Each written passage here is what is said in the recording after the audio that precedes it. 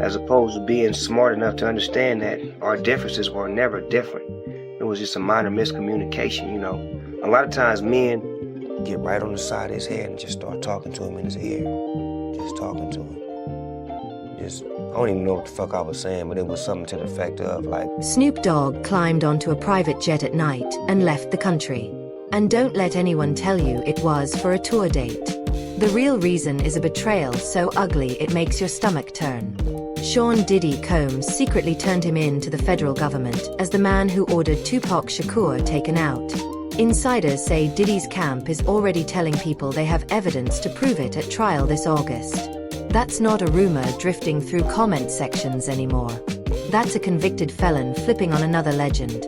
And it has already pushed Snoop Dogg into exile before a single charge has even been filed. The Keefe D trial is now the countdown clock.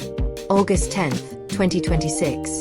And Snoop Dogg is already gone. The reason we asked everyone to be here today is obviously we are the new attorneys for Dwayne Davis in the Tupac case, now set for trial February of next year. The reason in particular that we asked the media to be here is that, obviously we're not trying the case in the media, but we want to establish better relations with the media. Now stop there and actually feel how strange that is. Keefe D was supposed to be the weapon against Diddy. That was the script everyone believed for years. Keefe D talks, and Diddy finally answers for what happened in Las Vegas. That was the payoff everyone was waiting for.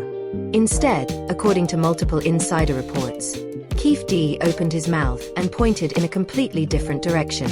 He pointed at Snoop Dogg. The same unreliable witness who spent years naming Diddy suddenly pivoted. And Diddy reportedly didn't just sit quietly in his prison cell. He turned on Snoop Dogg. He gave him up. And now Diddy's side is telling people they have something concrete to present. When Keefe D finally goes to trial, and that date is not far away, that is the fuse burning in plain sight. But here's where the story immediately splits in half. The Las Vegas Metropolitan Police Department has an official statement, and they have been absolutely clear about it. Sean Diddy Combs has never been considered a suspect in the Tupac Shakur homicide investigation. Never considered a suspect. That's not a careful hedge. That's the official record. So if Diddy was never a suspect, why does a 2009 police interview have Keefe D naming him 77 times? Why is that interview sitting in court filings right now? Not a speculation, but as a documented fact entered into the record by prosecutors. The police say one thing. The filings say another. And that contradiction isn't a small wrinkle you can smooth over. It's the crack running through the entire story.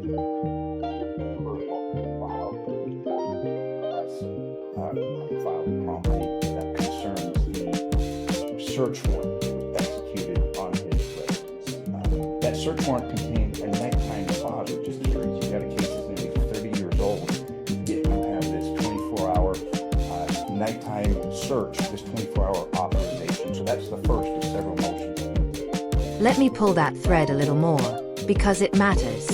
In 2009, Keefe D sat across from a detective and said Diddy offered $1 million to have Tupac Shakur and Suge Knight taken out. He said Diddy was scared of Suge Knight. Genuinely scared. He said Diddy asked after the shooting, "Is that us?" And Keefe D answered, "Yes," beaming with pride. That's in the record. That's not a tabloid invention from some anonymous source. But here's the part that makes your head spin. Keefe D has also admitted he lies for money. He has said outright that he made things up because there was cash involved. He even said his own memoir wasn't entirely his words. So what do you do with that? Do you believe him when he names Diddy? Or do you believe him when he says he was lying the whole time? You can't do both. And that's exactly where Diddy wants everyone confused. Now look at Snoop Dogg. If an innocent man hears that a known liar has pointed a finger at him, he laughs. He calls his lawyer. He dares anyone to come forward. He doesn't climb onto a private jet at night and disappear to a location nobody can confirm. That's what an innocent person does. But Snoop Dogg did the third thing. the thing nobody asked for. He left. The official story is business. But that explanation is so thin you can see right through it. What kind of business trip can't wait until morning? What business requires a midnight departure on a private jet? When the cover story is that weak, the real story is usually sitting right behind it. And the real story here is that Snoop Dogg is treating a liar's accusation like an active arrest warrant. That's not the behavior of someone who thinks this is nonsense. Lately, it is the legal problems, charges he was involved in the Southland murder that have taken the spotlight, And here is the trap. And it's genuinely nasty. If Snoop Dogg returns to the United States and nothing happens, if the FBI never shows up with handcuffs, then his flight looks paranoid. It looks like the act of a man who assumed guilt when there was none. Why would you run if you had nothing to fear? That question follows him forever. Conversely, if he never comes back, if he builds a new life overseas and lets the case stay open indefinitely, then the story writes itself. He knew something. He knew enough to stay away. Either way, he loses.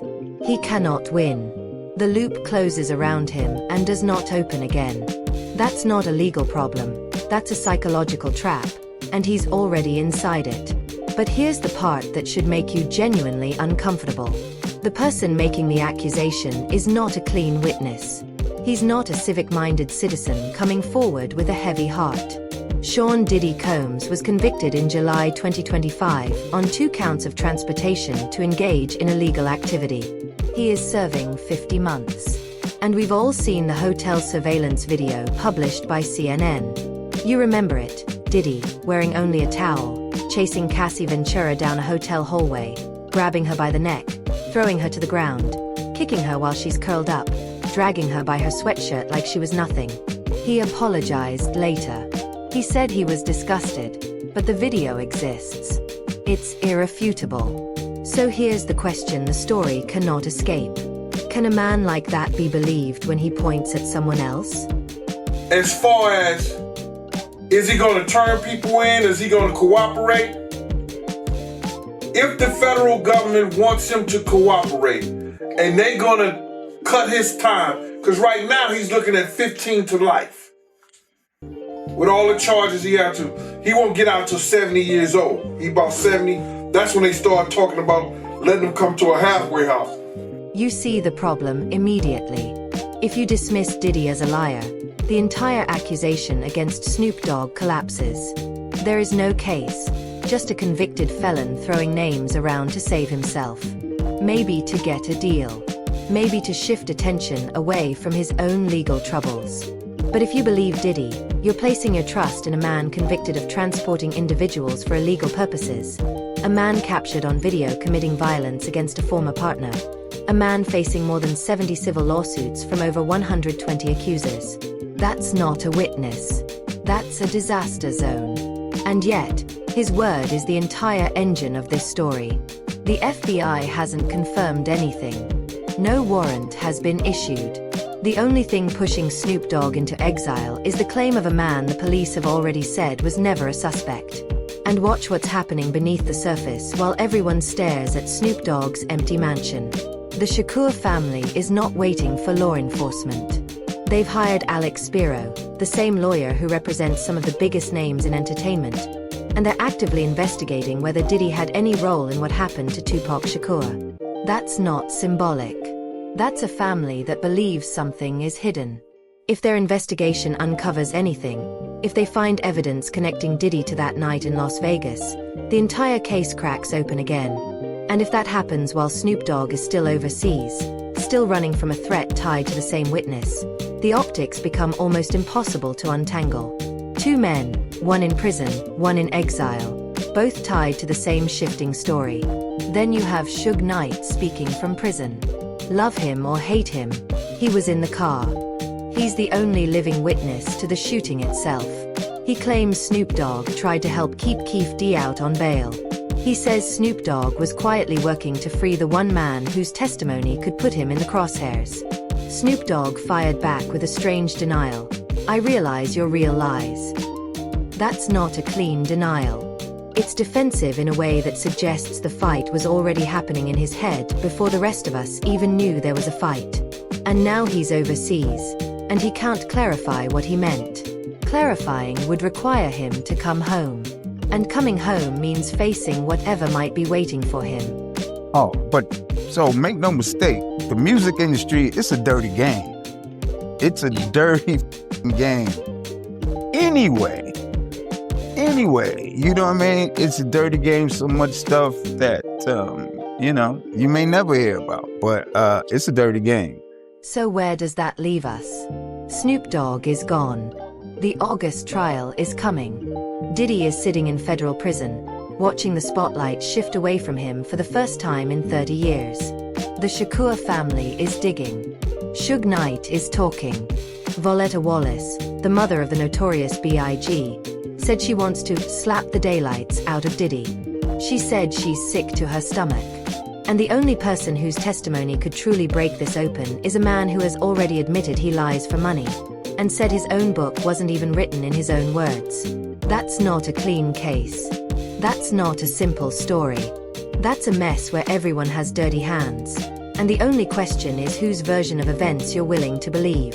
Do you believe the monster when he names someone else? Right now, that's the only question that matters. And nobody has a clean answer. While everyone has been fixated on that image of Snoop Dogg's private jet leaving at night, the machinery behind this story has been moving in a completely different direction. The Shakur family quietly retained Alex Spiro, the lawyer for Elon Musk and Jay-Z. They're not issuing statements or writing letters. They're actively investigating whether Diddy had any role in what happened to Tupac Shakur. The Las Vegas police say Diddy was never a suspect. The Shakur family doesn't care. They're running a parallel investigation, and if they find anything, they can push for a criminal referral. That's not a publicity stunt. That's a family that believes something was buried, and they've brought in serious legal firepower to uncover it. Consider what that means for Diddy's long-term exposure. For 30 years, official denial protected him. The police statement, that he was never a suspect, was enough to keep the story from gaining legal traction. But the Shakur family isn't bound by that. They don't need law enforcement's cooperation.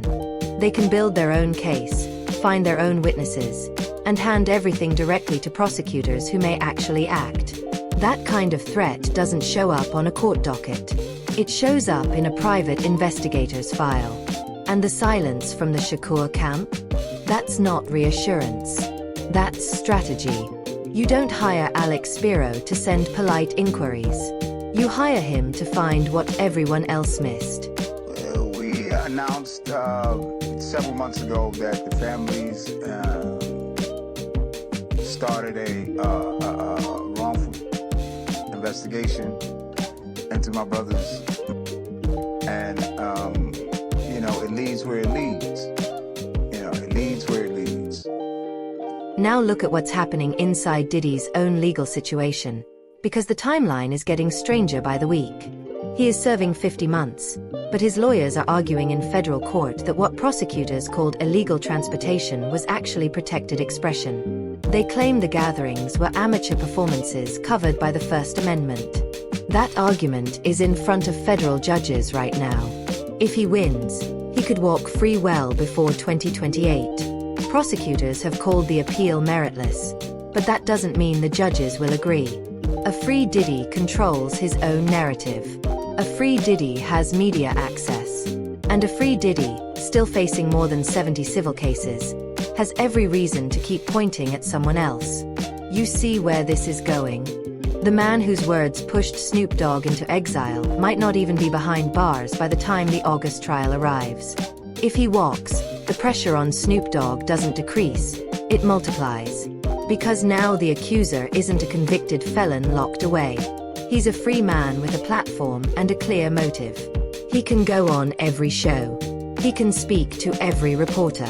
He can keep feeding the story while Snoop Dogg stays silent overseas, unable to respond without returning home and facing whatever might be waiting for him. That's not a fair fight. That's a trap with a moving wall. And Snoop Dogg is the only one inside it. If that's part of the indictment, that's somewhat like a blackmail. He was blackmailing people to be in the freak-offs. So that's federal. That could be that's a federal charge. He can't blackmail people to say, yo, listen here, you did it once and you're gonna do it again.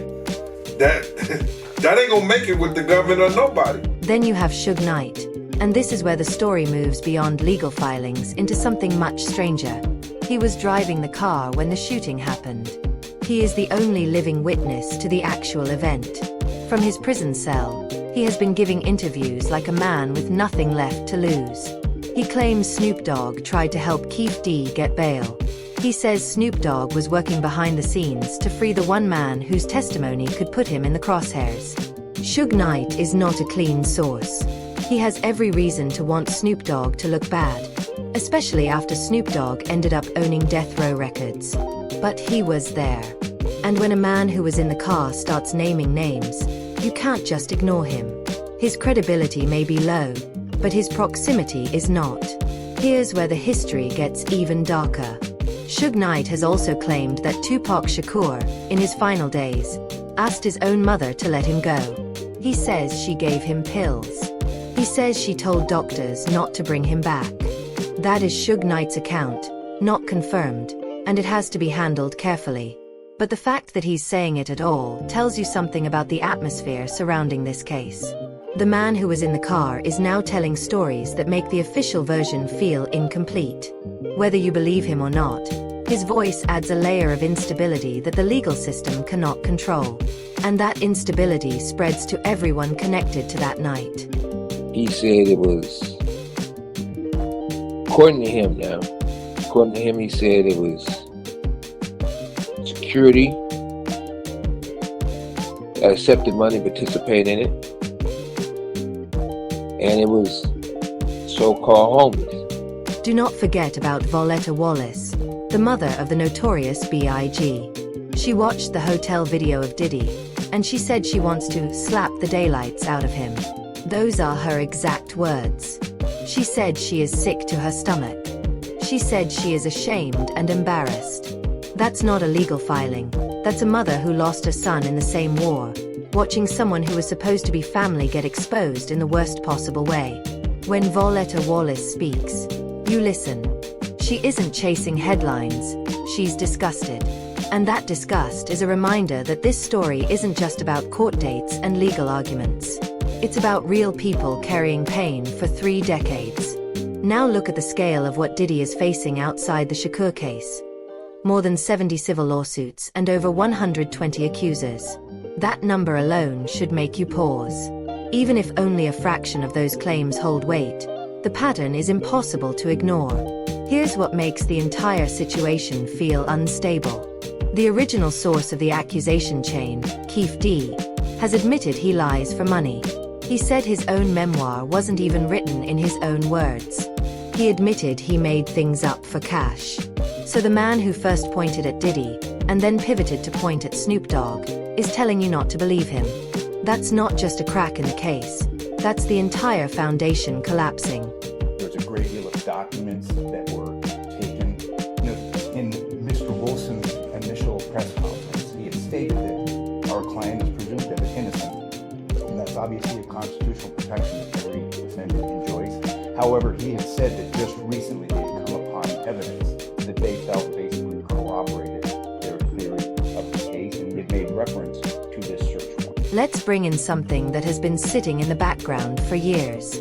Kirk Burroughs, the former president of Bad Boy Records, has said Diddy was jealous of the friendship between Tupac Shakur and the notorious B.I.G. He claims Diddy wanted the spotlight for himself. That's a former insider, not a random voice.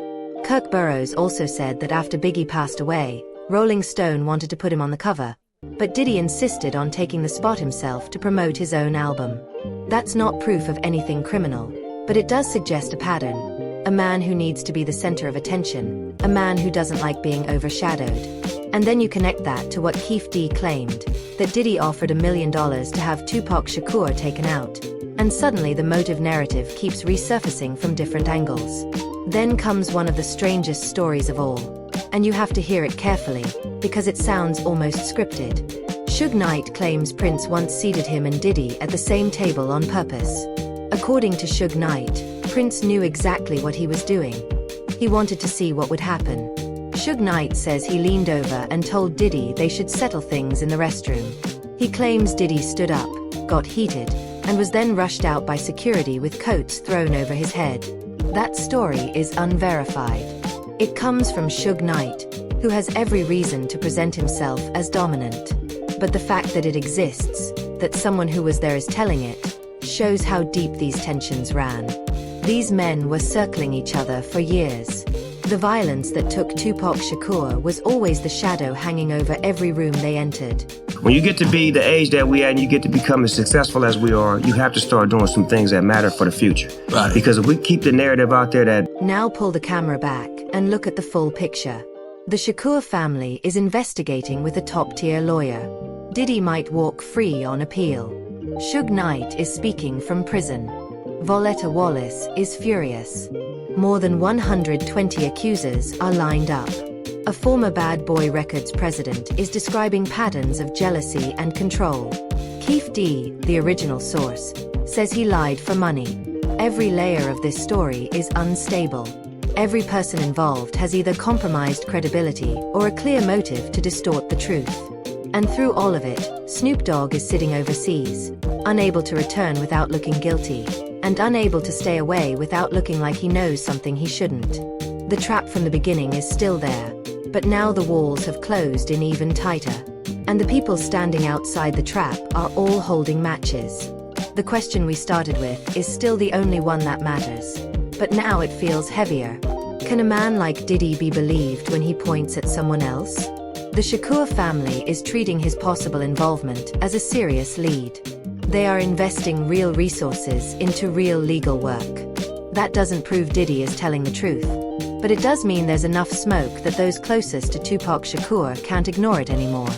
And Snoop Dogg, whether completely innocent or something more complicated, is stuck in the middle of that smoke. Nobody knows what the Shakur investigation will uncover. Nobody knows if Diddy's appeal will succeed. Nobody knows if Keefe D is finally telling the truth, or lying again. This won't resolve cleanly. There won't be a single moment where the truth arrives neatly packaged. This is going to get messier. So what do you think? Will the Shakur family actually uncover something real? Or is this just more noise around a case that may never fully close?